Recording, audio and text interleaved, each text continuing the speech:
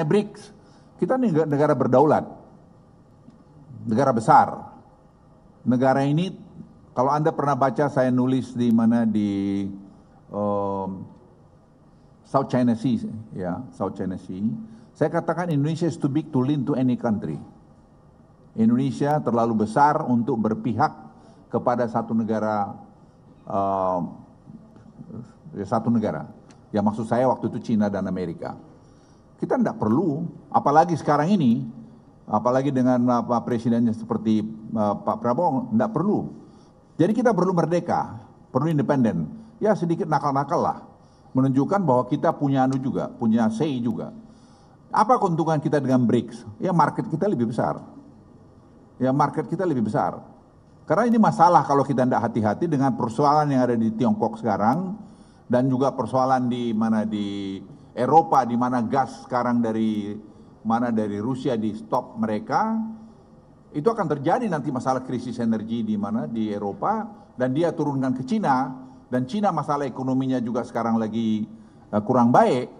Dan Amerika kita uncertainty-nya tinggi karena tarif itu yang belum jelas mau berapa persen dinaikkan oleh Presiden Trump. Jadi kombinasi masalah ini memang betul-betul kami cermatin dengan baik. Jadi itu salah satu tugas Den tadi, memberikan masukan pada Presiden dalam proses pengambilan keputusan. Dan saya kira dengan keahlian-keahlian seperti Pak Dede ini, Pak Dede masih researcher di Harvard. Ya, dia masih researcher di Harvard dan dia tinggal di sana, dan ya sekarang ini masih kita tahan-tahan di sini. Dan kita punya advisory board, advisory board, Global Advisory Board. Itu ada tadi Ruhir Sarma, penulis buku One Man Wrong with Kapitalis. Ada juga kita punya tadi Ray Dalio adalah salah satu pemain market yang sangat besar. Jadi kita tahu kira-kira mau kemana arahnya. Kemudian kita juga punya dari bekas wakil Bank Sentral dari Cina.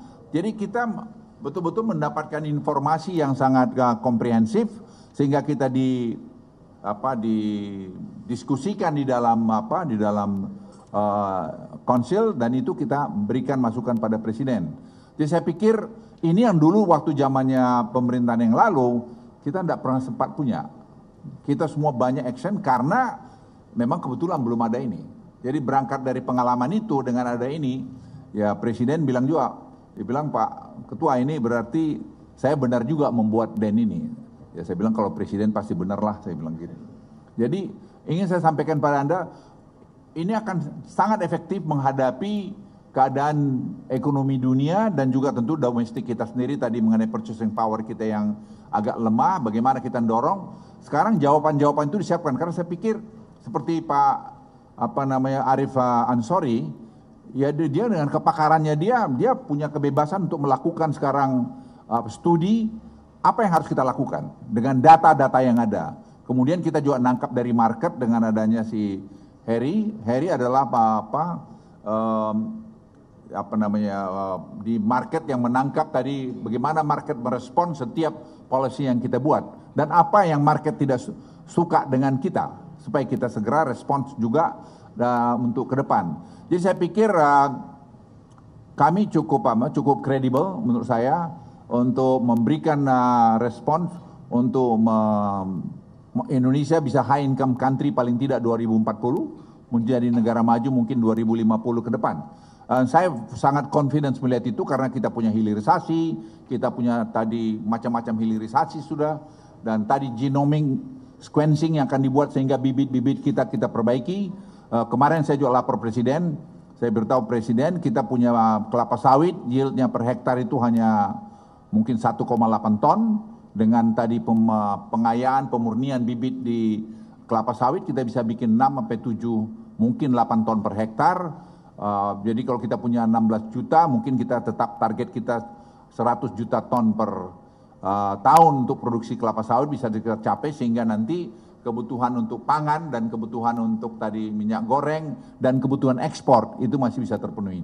Jadi semua kita lihat equilibriumnya, Misalnya kita juga melihat bibit bawang putih, kita import 700 juta dolar setahun, 770. Sekarang kalau kita punya bibit sendiri, ya katakan 20% kita bisa penuhi bertahap, karena itu butuh waktu untuk bikin genom itu. Dan genom ini teknologinya sekarang sudah jalan, sudah mulai kita kerjakan, kita bertahap. Misalnya juga kejadian kokoa itu kita butuh 800 juta. Kita hanya punya 2 juta, lainnya kita mesti impor. Itu semua uang dan kualitasnya bukan kualitas yang bagus. Nah sekarang kita akan lahirkan itu semua. Sekarang ungguin nanti wartawan bisa, Presiden sudah mau meninjau pusat researchnya itu di herbal itu dan hortikultura di Humbang Hasudutan. Saya minta masih 2 bulan biar kita sempurnakan sebelum nanti Presiden ke sana. Kami semua menangis, para kiai menangis, Ibu Megawati menangis. Kami tidak menyangka. Semoga diberikan keadilan. Hurrah!